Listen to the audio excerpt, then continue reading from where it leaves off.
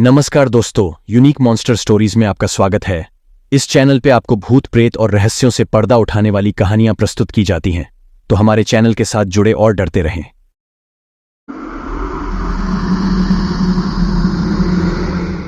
उत्तराखंड के बिनसर गांव की ऊंची पहाड़ियों के बीच एक खौफनाक डायन की कहानी हर किसी के रोंगटे खड़े कर देती है।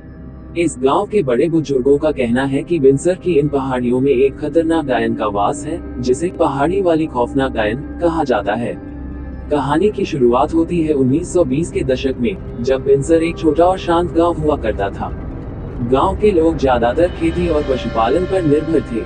गांव के किनारे पर एक पुराना और खंडहर बना हुआ महल था, जिसे लोग डायन का महल कहते थे। गांव वालों का कहना था कि उस महल में कभी एक रईस परिवार रहता था, लेकिन अचानक एक दिन पूरा परिवार गायब हो गया। लोग कहते हैं कि उस परिवार की एक सदस्य, रानी मीनाक्षी, काले जादू में विश्वास करती थी। एक रात, जब चांदनी रात थी, रानी मीनाक्षी ने महल की छत पर एक अजीबोगरीब रस्म की। उसी रात गांव में भयंकर तूफान आया और रानी मीनाक्षी का शव महल की सीढ़ियों पर मिला। उसके बाद से ही लोगों ने महल से अजीब आवाजें और चीखें सुननी शुरू कर दी।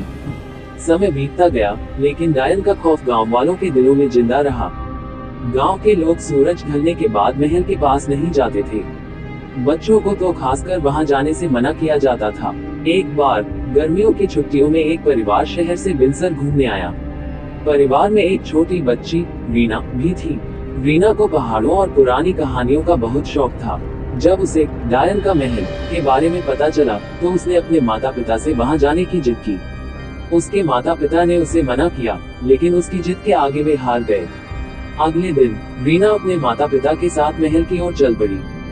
जैसे ही वे महल के पास पहुंचे, एक ठंडी हवा का झोंका आया और महल की खिड़कियां जोर जोर से बजने लगी। महल के अंदर घुसते ही रीना को एक अजीब सी आवाज सुनाई दी, जैसे कोई उसे पुकार रहा हो। रीना उस आवाज के पीछे चलने लगी और अचानक उसके माता पिता का हाथ छूट गया। रीना ने देखा कि एक पुरानी सड़ी गली स्त्री उसके सामने खड़ी है, जिसकी आंखें खून जैसी लाल थी। रीना चिल्लाई, लेकिन उसकी आवाज बाहर नहीं जा सकी।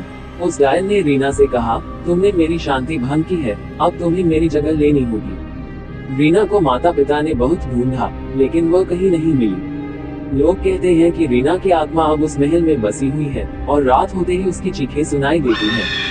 महल आज भी वीरान पड़ा है और गांव के लोग अब भी उस खौफनाक डायन की कहानियां सुनाते हैं।